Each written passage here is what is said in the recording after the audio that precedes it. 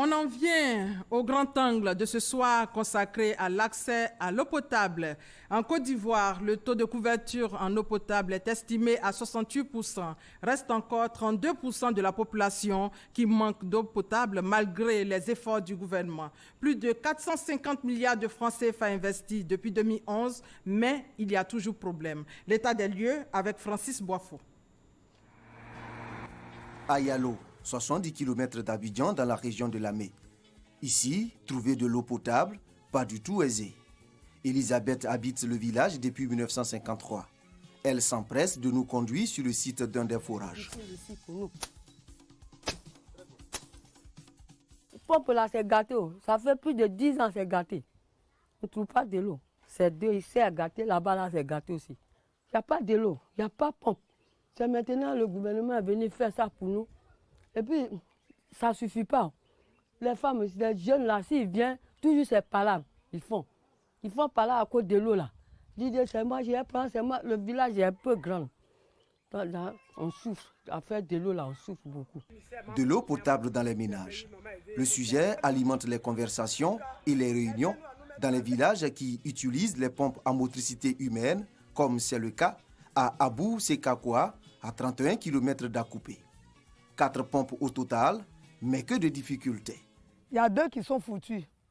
On ne peut même pas prendre, ça ne vient même pas comme l'eau même. C'est foutu, carrément foutu.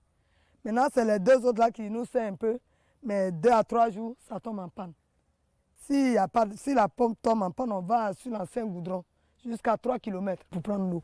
Les puits et les marigots, seule solution pour les populations, là où les infrastructures hydrauliques sont défaillantes ou insuffisantes. Chaque matin, on va au puits, on puise l'eau, on remplit les marmites et les assiettes. C'est ça, on prend pour se laver, on prend pour préparer. C'est pas propre, non, c'est débrouille avec ça.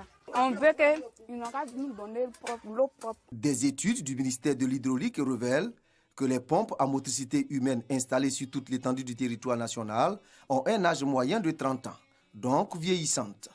Le taux de panne est estimé à 40%, soit 8 500 pompes à réhabiliter.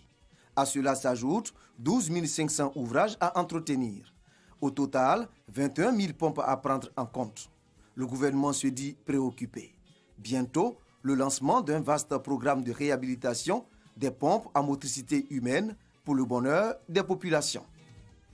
Et justement, c'est donc la bonne nouvelle de ce soir. Le gouvernement a décidé de réhabiliter et d'entretenir 21 000 pompes à motricité humaine d'ici à 2021. On reste toujours avec Francis Boifo.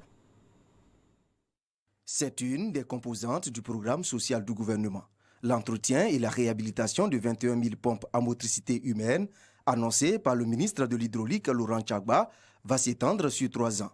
Coût, 15 milliards de francs CFA pour garantir la fourniture d'eau potable en milieu rural.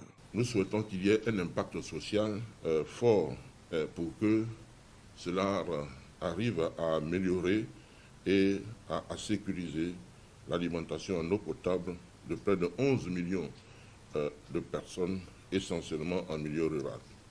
Le programme contribuera également à la création d'environ 500 emplois permanents et occasionnels, puisque nous allons remettre en selle toutes les structures du secteur qui consistent à réformer les artisans réparateurs. Le lancement du projet de réhabilitation des pompes à motricité humaine est prévu le 27 mai prochain par le Premier ministre Amadou Gon Coulibaly.